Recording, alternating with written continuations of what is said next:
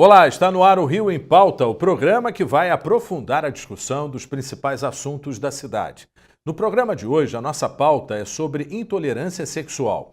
Uma pesquisa divulgada pelo Instituto de Segurança Pública apontou que 431 pessoas foram vítimas de LGBTfobia em 2017.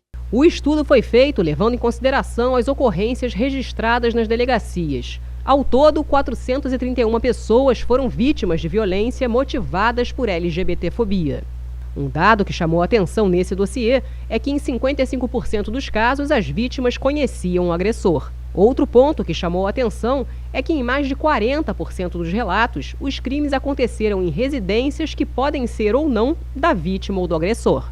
Para entender melhor o dossiê LGBT+, vamos conversar com Vitor Chagas. Ele é analista do Instituto de Segurança Pública do Rio de Janeiro. Vitor, muito obrigado pela sua participação. O que mais chamou a atenção em relação ao dossiê? Bom, primeiramente é uma honra estar aqui, muito obrigado pelo convite. A parte acho que chama mais a atenção, que a gente tem ressaltado muito, que é um padrão que você vê um pouco com os grupos vulneráveis, que é essa questão forte da familiaridade da maior parte das vítimas com o autor.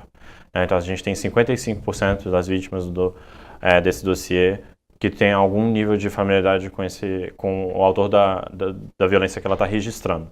Então acho que esse é um dos números que mais chamam a atenção e que é um padrão que a gente vê nas publicações que o ISP faz sobre grupos vulneráveis, especialmente o dossiê Mulher, que é a publicação acho que uma das mais longevas do Instituto, tem 13 anos que a gente publica e esse padrão é bastante recorrente.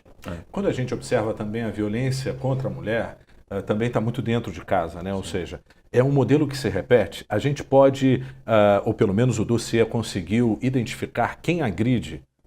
Sim, na parte específica da relação da vítima com o autor, a gente tem o percentual das vítimas conhecidas, você tem vizinhos e familiares, são os dois mais altos, com 15%, mais ou menos, cada um. Você tem também pessoas ligadas ao convívio próximo, como sogro, tio, algum parente, assim, de uma maneira geral, mas que não necessariamente são consanguíneos, né?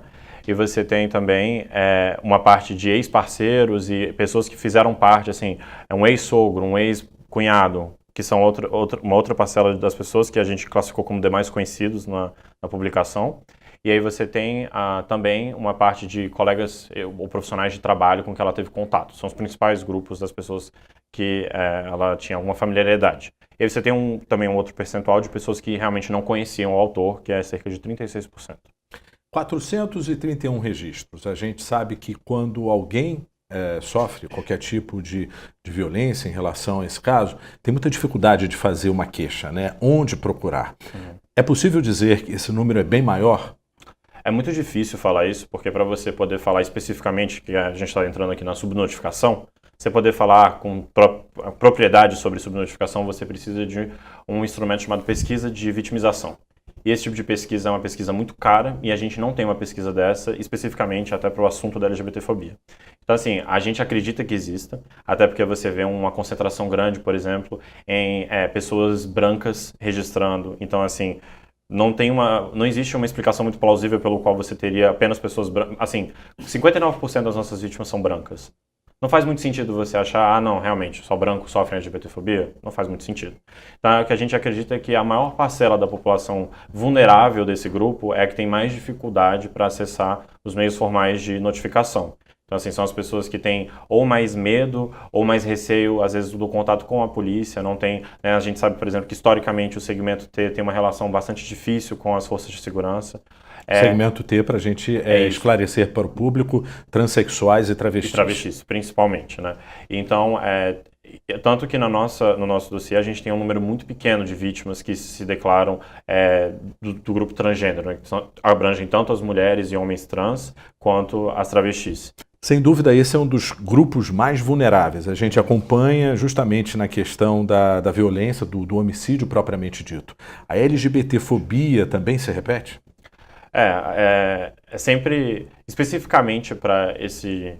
Como a gente depende muito do exercício de notificação das pessoas, você acaba tendo é possível que exista um agravamento desse cenário. Então, assim, para você identificar a LGBTfobia especificamente para os grupos da população T, isso é sempre mais difícil. Então, assim, a gente acredita que seja um padrão que se repita, mas você não tem muito dado para você poder fazer essa afirmação concreta. Agora, de uma forma geral, o perfil que vocês levantaram de 18 a 29 anos soma aí 40%, né, das vítimas. É muito preocupante. Por que justamente essa nova geração está sendo o alvo? Nessas partes que a gente fala um pouco sobre os grupos principais que configuram as vítimas, né, assim, tanto de perfil, a gente tem muito cuidado para poder analisar o que esse número de fato está falando, né, qual é a mensagem que ele está trazendo. Porque como a gente mora num mundo que acredita-se que tem bastante subnotificação, você poder afirmar assim, não, realmente é o grupo de 18 a 29 anos que sofre mais, não é muito trivial poder fazer essa afirmação. O mais simples é falar assim, essas são as pessoas que mais reportam. E provavelmente a gente tem uma explicação que mora assim, são pessoas que estão mais conscientes da legislação, que têm mais conhecimento e estão mais engajadas na defesa do seu exercício cívico. Ou seja, a nova geração, essas novas gerações, no caso, estão mais conscientes, elas buscam mais os seus direitos? Acredito que sim, mas não dá para afirmar propriamente, né? A gente não tem como responder isso 100% de certeza. São hipóteses que a gente tem mais ou menos confiança para acreditar que esteja correta. E depois dessa faixa? Bom, depois dessa faixa você tem um grupo que também tem um percentual alto, de 30 a 39 anos, e a partir de então esse grupo cai significativamente para as pessoas de 40 a 60 e cai mais significativamente ainda de 60 em diante.